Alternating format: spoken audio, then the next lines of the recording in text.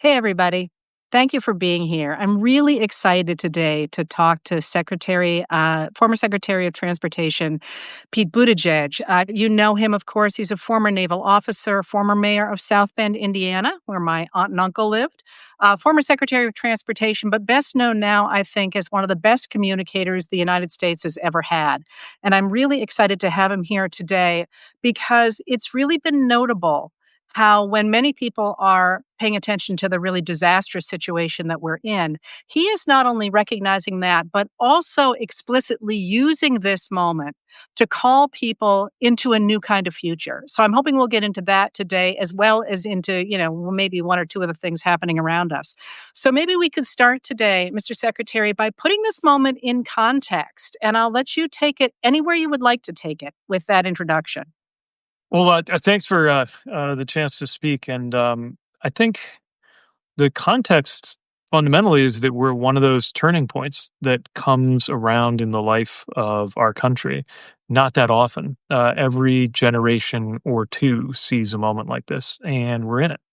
And it's an exceptionally difficult and painful and precarious moment. And I think it's a moment where we're discovering that a lot of things we assumed were just rock solid, including constitutional protections, restraint on the part of people in charge, commitments to democracy, just some really, really basic things are, in fact, up for grabs. They are things that will not outlive this generation if we don't make sure of it. And that means anybody who is alive and in a position of responsibility, to include the responsibility of citizen in the United States today, has an unusually important historic piece of work on our hands.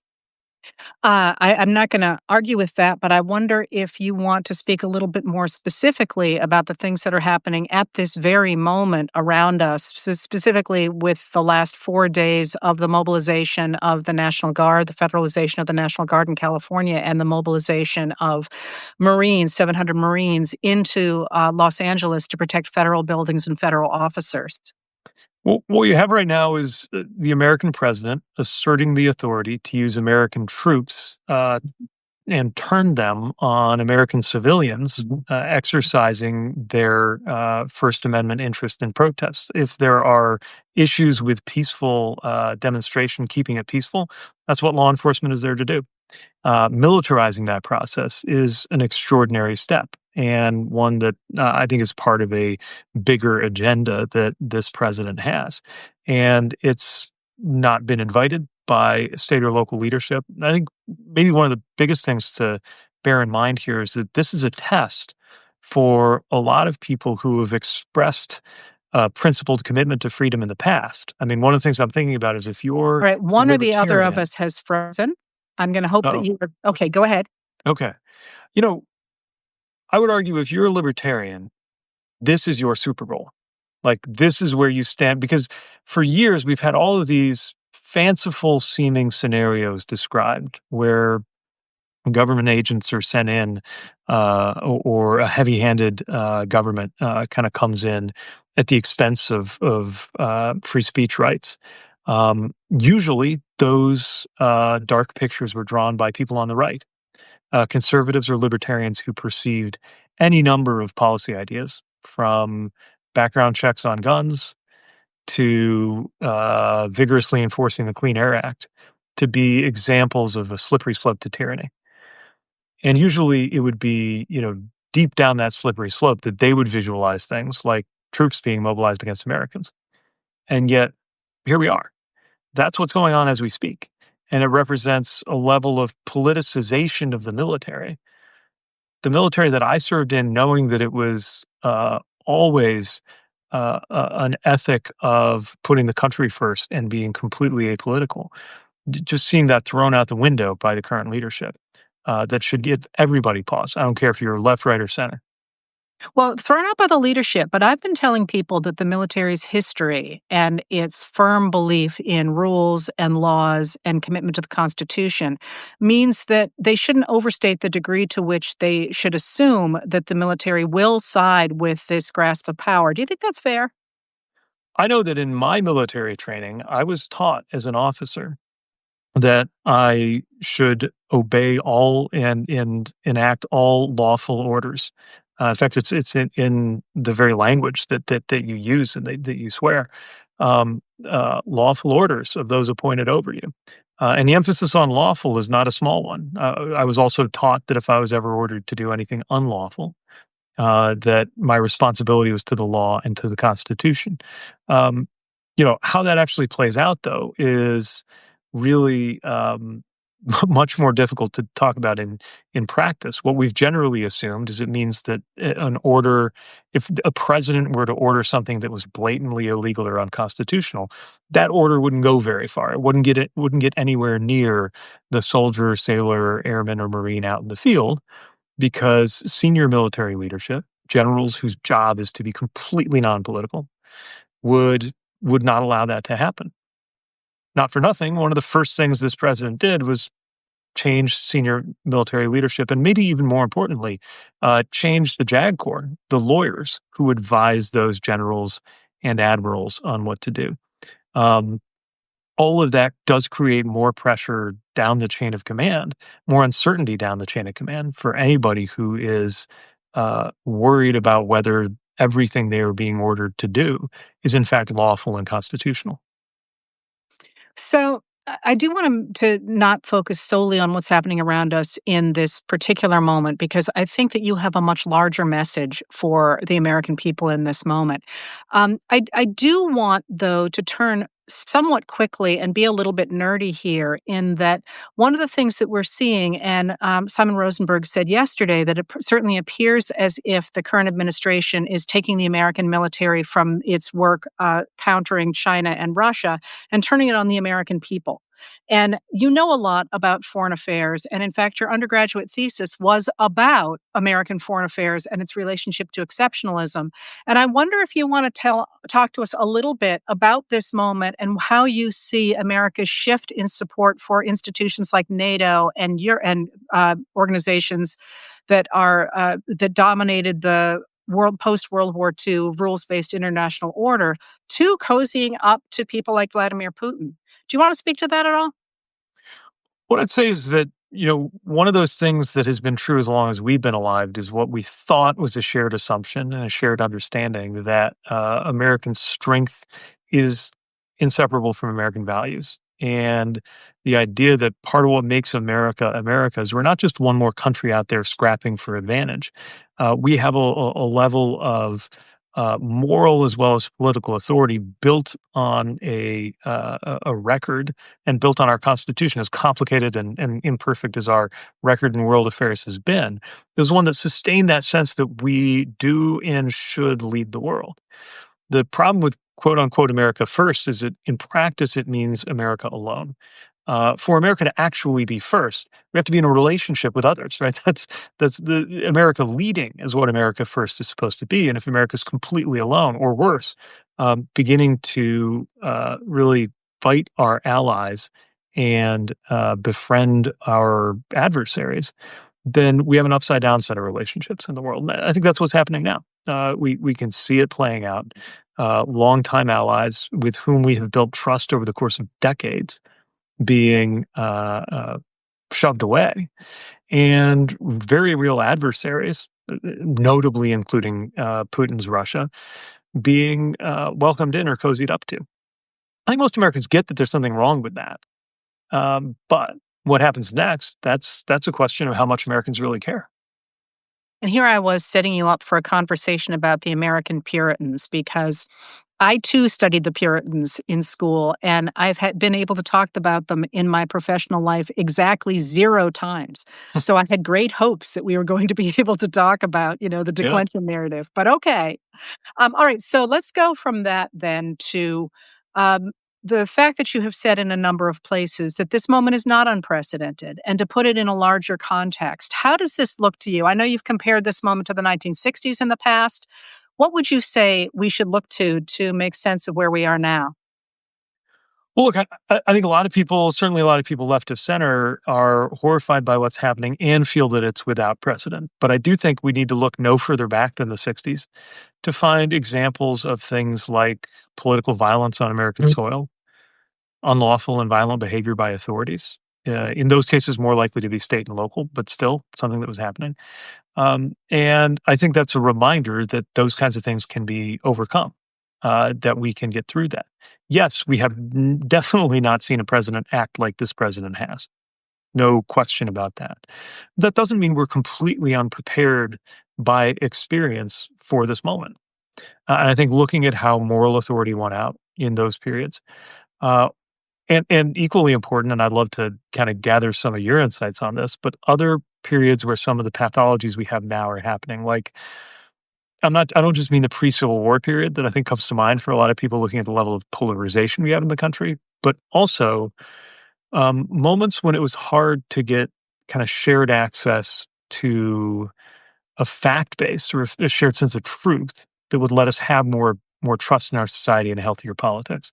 I'm thinking about the fact that we, as people sometimes lament, don't have a Walter Cronkite saying that's the way it is. We don't all watch the same news broadcasts. We're all getting different information from our different feeds. And I'm wondering if maybe that's more precedented than we think, because if this were the, let's say, late 19th century, and one of us was reading a Whig paper and an abolitionist paper, and somebody else was reading another paper, the whole, I guess that takes deeper in the 19th century, but the whole yellow journalism period, there must have been many moments where access to the truth was fragmented, polarized, partisan, and we got through that, right? Yeah, and actually, I talk a lot about how we look a lot like we were in the period of the 1890s Mm. when you had deeply polarized newspapers that were affiliated with the different political parties, but you also had upstart independent media. You had hundreds of black newspapers, you had indigenous newspapers, you had all sorts of independent media taking a look at the positions of the politicians in power and saying, basically they're just putting money into the pockets of the robber barons. And from that, you got the rise of independent media, you got the rise of muckraking media, and you got the rise of things like McClure's Magazine, which a lot of people have heard about, which looked at corruption, for example, and at how the system was being stacked for a very few wealthy people. And they managed to take over the information space because they were dealing in reality in people's actual lives. They were getting traction. And if you think about the rise of McClure's Magazine, which really takes off, it's around for a while, but it really takes off at the beginning of the 19th century. By 1912, every single person running for president, and there were four people on the ticket, but three major people on the ticket, every single one of those people was running as a progressive.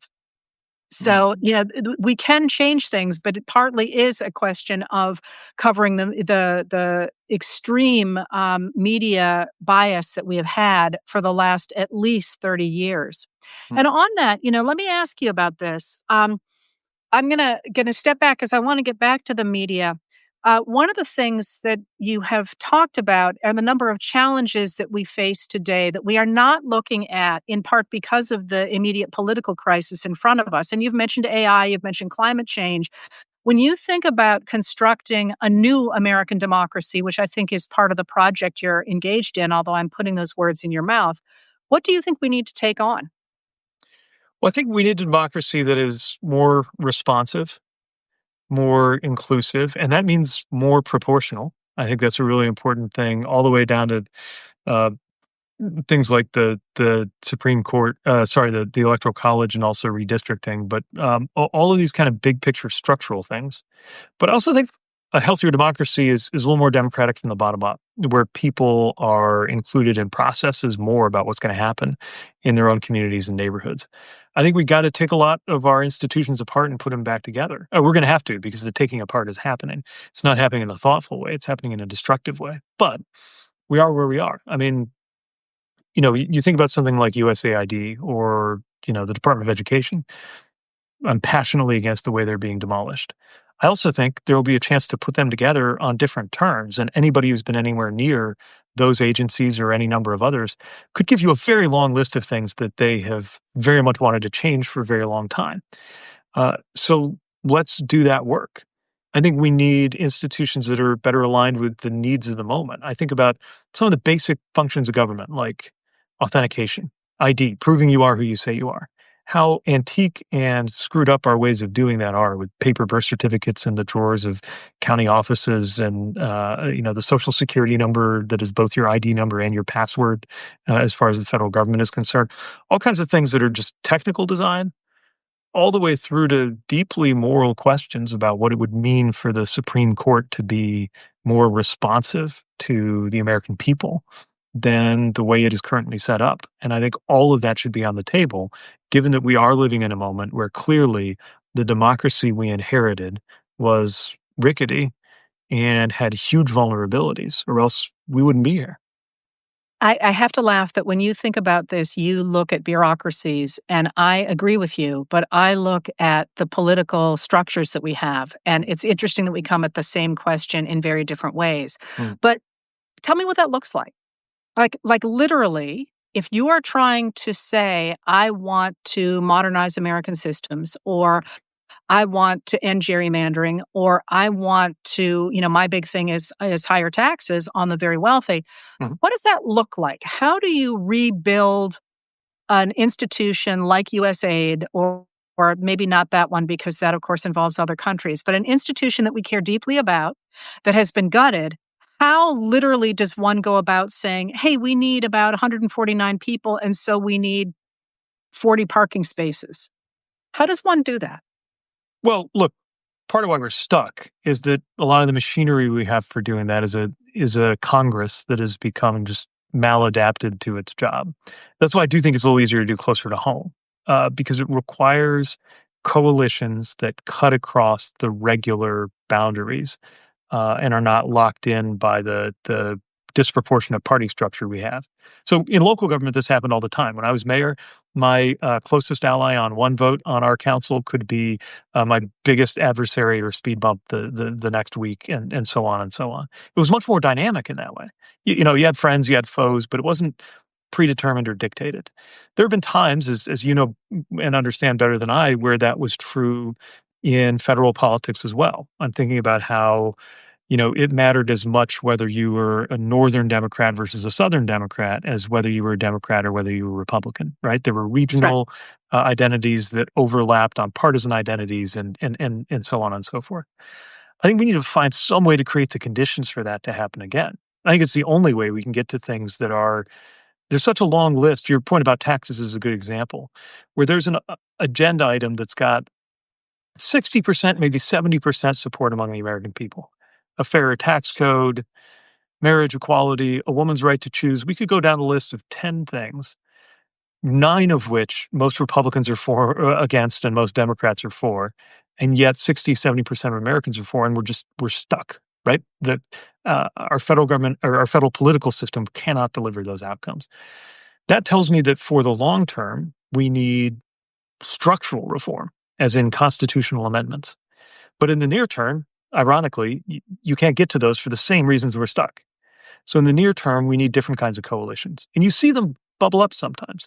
I actually think in some ways the simultaneous uh, deep lockstep cohesion of the Republican Party, simultaneous with the agenda incoherence of the Trump coalition, is an example, not one I want to emulate, but it's an example that we might learn from on my side of the aisle. And what I mean by that is because the only thing that matters on the Republican Party is whether you are for or against the president right now. You could actually be for or against anything else and it would matter less. You can be pro-Medicaid or anti-Medicaid and be okay as long as you're pro-Trump, right? That's the Republican equation. On our side, I think we need to be really renegotiating the relationship between this or that policy we've gotten attached to and our core most important values, which do go to things like making sure the wealthy pay their fair share, making sure everybody can get access to healthcare, making sure that there is family leave in this country like every other country, developed and not, and on down the list. So you said a couple of important things there. One is rebuilding coalitions based on values. The other that which I'd like to get to, but the other thing you said that is, I think, significant about this moment is that the world that you described was, in fact, the world that James Madison described in Federalist Number 10, the idea that the country was so big that you would have all these different factions who would align differently according to whichever issues. And in fact, until the 1970s, it certainly appeared as if Republicans put country above party when, for example, they told Richard Nixon that they would, in fact, convict him of the charges that he was going to be impeached for.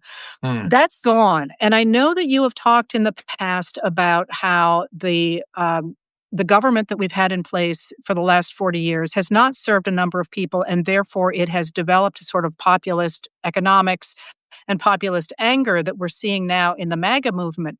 But can't we make an argument? I would make an argument anyway that the reason we're at this place is because a certain group of a radical right faction weaponized language and rhetoric to convince a number of Americans that the very policies that they were putting in place were deliberately being put in place by Democrats. I mean, it's to me, in many ways, it's a rhetorical argument that we are now seeing has created a false reality for a number of people who cannot seem to get out of it.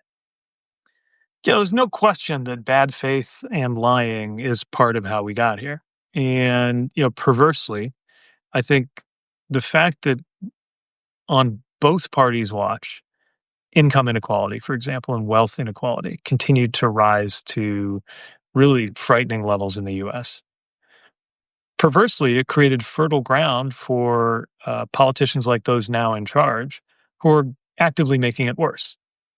Um, at the same time, I don't think that absolves my side of the need to have done more to not let it come to that, not let the ground be that fertile. So yes, of course, I think most of the problems that I would castigate our country and in some cases my own party for not solving. Obviously, I wouldn't have the political perspective I did if I didn't believe that our answers were better, and that the other side's answers are making it worse, and often they make it worse on purpose. Having said all of that, ultimately, what matters, especially for the purpose of building social and political trust, is results. And if the results weren't there, and they're definitely not there on things like inequality in this country, we really do have to go, I think, deeper and deeper back to basics. I'm not going to argue with you because obviously that's what I do, but I will push back on you on that. The Biden administration did deliver results. I watched them every single night. You invested in transportation, you invested in infrastructure, you managed to make the wealth inequality in America significantly less than it had been before 2021. I mean, I could go down this whole list: insulin cheaper, the best economy in the world, and so on. And the payment for that was to be turned out of office. As you know, I can imagine I'm pretty passionate about that. Look, yeah, for example, at the department where I serve, we delivered about 20,000 transportation projects and set into motion tens of thousands more. So all that my successor has to do to match my record of the most projects done by a DOT is to follow through the ones that were funded the day that President Biden signed that infrastructure deal into law. I believe, I know this may sound naive to some, I believe that had there been more time to show the results of the work that was already well underway to make things more affordable and to build more, the politics might have played out a little differently. But this brings me to I think the second half of what needs to happen. The results need to happen, and you don't necessarily get credit for those within 1 year or 3 years or 5 years. Take the Affordable Care Act, right, which was politically toxic for the first few years that it was around, and only now is appreciated and widely defended. But the other part is we need to work through some truly novel problems in our information ecosystem that make it very hard for people to see and feel that, right? So there are people who were left out of the economic improvement that happened in the first part of this decade and had every reason to be frustrated and to maybe make their number one voting issue being just who's going to shake things up more. There are others who were economically okay, but also believed that America had its highest unemployment rate in decades. About half of America believed that around election day. That points to a different set of problems, an information problem. And I think in many ways, the challenge for anybody practicing politics and policy right now is how to cut through the noise and cut through those information silos. And I was hoping you would go there because, of course, that is a project a number of people have underway. That How do you see that playing out? Do you feel like we're doing a decent job of it now, or we are so far behind now with the rise of right-wing podcasts and so on that we're simply never going to regain a foothold in that information space? I think nothing in that space is permanent. So it's true that some on the right gained an edge, I think, and got a few years ahead. I don't think any of that is necessarily locked in, but I think my side can do a better job in terms of tone, approach, and the messengers going into those spaces. But I also think no matter how good we get at that, we also need to pay attention to how money is moving through the system, amplifying some voices, suppressing others, or at least downshifting the level of attention that goes to others. And that's a tougher thing to deal with, especially with the level of money in our politics and a Supreme Court that's said that it can stay that way. All right, I want to transition with that into looking forward because, as I say, there are a lot of people who are complaining in the United States these days about everything that's wrong. And one of the things that has been a shining light over what you have been doing is that you're talking about using that as propellant, if you will, to envision something new. But one of the things that I think that maybe we can make that transition with is AI. Because, of course, one of the things that many people are approaching as a real threat to the future is AI. Other people look at it and say, you guys are crazy to worry about this because nobody wants to use it. It has to be forced on us. And so far, it's not making any money. And then there's a third group that says it's a tool. Where do you stand on that? And how do you think we're going to have to worry about or enjoy AI in the next few years, not 20, but 10? Well, I think, first of all, we are underreacting even now with all of the attention and excitement around AI. I don't think there's a widespread appreciation of how much is changing as we speak. And every time I look at the timelines, they grow shorter. It's kind of the opposite of my first experience with this stuff, which is 10 years ago, I chaired a group of mayors dealing with automation, mostly in the context of automated vehicles. Everybody confidently predicted that they'd be in widespread use within 7 years. And 7 years later, I was in federal policy working on working on dealing with these vehicles, and they were still saying they were 7 years away. So we were humbled by that. But what's happening now seems to be the reverse. Every time I see a timeline adjusted, it's adjusted in the direction of things happening faster. And my fear is that this AI conversation is being treated mostly as a tech discussion that should be interesting to people who think of themselves as interested in tech. I think it's fundamentally got to be a policy and political and moral and economic conversation. In your framing, I guess I would come down on the side of those, maybe this is the tool category, who see this as something that could benefit and could harm us, and which way that goes is mostly a question of what we do with it. I don't think of it as something you can be sort of for or against any more than you can be for or against the weather. It is happening. It is happening quickly. And I would prefer that it happen in a way that is led by American norms and values versus some of the other countries that are developing it. I mean, I Um, meant to, oh, I'm sorry. Go ahead. just to say, it can bring so much benefit on everything from vehicle safety to cancer research, and also enormous disruption and enormous harm. I don't just mean the extinction level events that some people write about and fantasize about. I just mean what happens when a huge percentage of jobs, by the way, largely white collar jobs, are being done capably by these AI programs, not even in 10 years, but maybe in 5. That is tectonic. We haven't dealt with that kind of disruption economically probably since the Industrial Revolution. I was going to And say that, the railroad. say again? I was going to say the railroad. Yeah, at least. It's absolutely massive. And in theory, like mathematically, it's possible that that could mean shorter work weeks and more money in everybody's pocket. Whether it actually does, or whether it just means more concentration of wealth and power in a few pockets. That's not a technology question. That's a policy question, and that's up to us. So tell me more about that. I like that framing of how one uses the technology because I would argue the same that it is the humanities really that look at how we use the technologies to benefit everybody. But what does that look like when you think about how one puts together a group of people who regulate AI, who, what is the word I'm looking for there? What does that look like when you say it needs to be a policy, cultural, social, political problem? Well, one way to think about it is, how are the gains from these technologies distributed? Uh, you can talk about redistribution, you can talk about pre-distribution. One of the models I think is attractive is one where there's a sort of a share or a dividend of the value being created from this technology that goes out to the American people. After all, it trained on data that all of us put out into the world via the internet. It relies on the internet, which was itself created by the American taxpayer through federal research.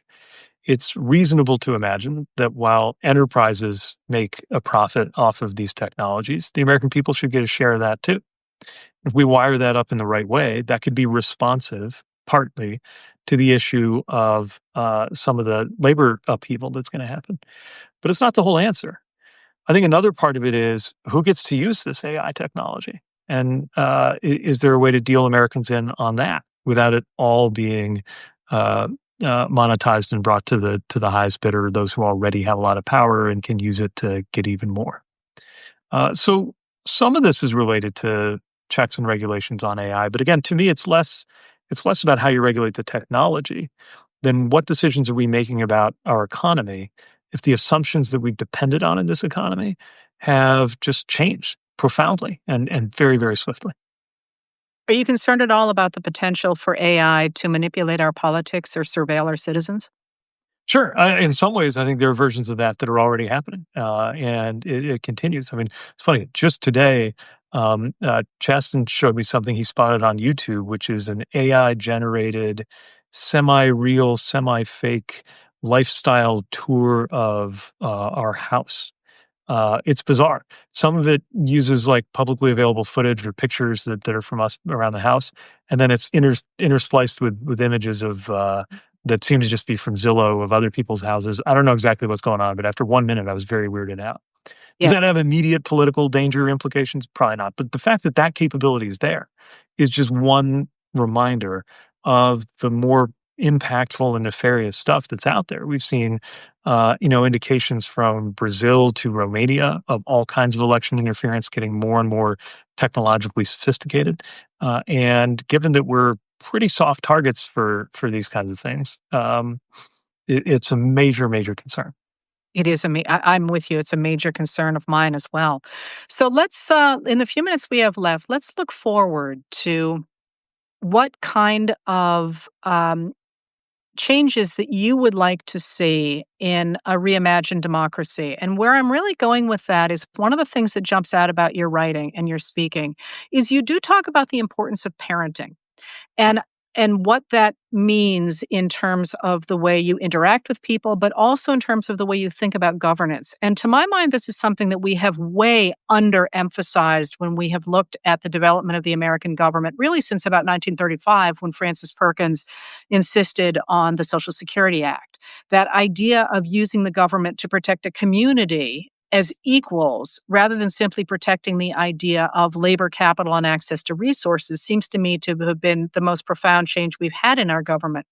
But the idea of adding parents who are making decisions based on their children seems to me to be a pretty profound one. And I'm wondering, first of all, if that's something that you think about when you think about a governance, but also, how do you think about some of the changes that you would like to see in a revitalized American democracy that can really do the things that we want it to do and that it has done in our past, but just not in our recent past?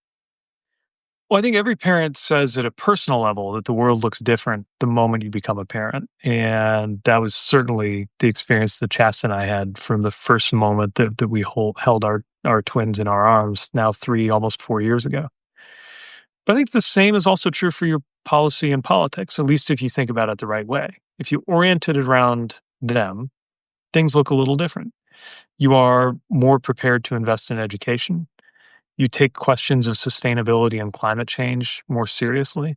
In short, I think it makes you more long termist, because instead of thinking about how this or that decision will play out next year, you start thinking about, okay, I hope and expect that they will experience the turn of the century into the 2100s So, what has to be in place now during our lifetimes to make that work well?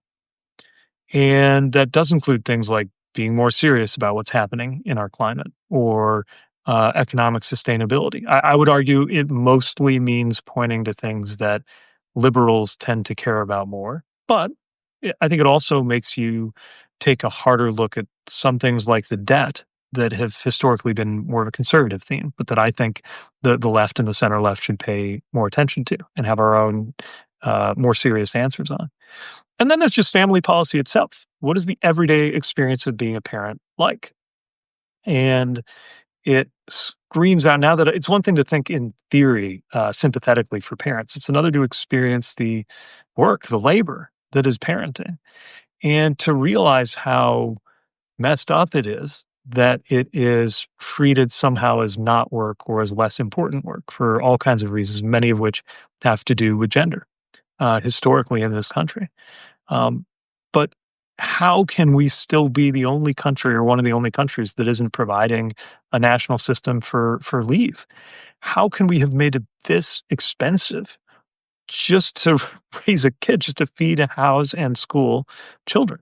Um, and if you look at over the decades, the inflation or the change in the cost of durable goods like dishwashers, which has become less expensive, or an airline ticket, which has become less expensive, compared to the changes in the cost of all the things you need to raise a kid, a house, education.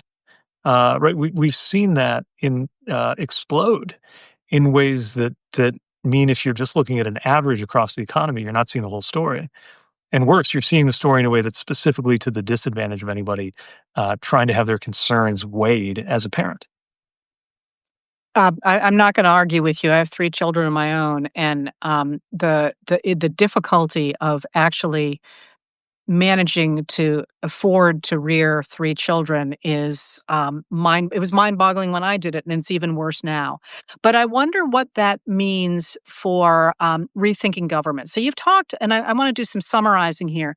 You've talked about focusing on consensus. And you're right. On issues that are not explicitly polarized, Americans agree overwhelmingly. I believe the your two-thirds of people for things like um, higher taxes on the wealthy or common sense gun safety legislation and so on might even be a little bit low.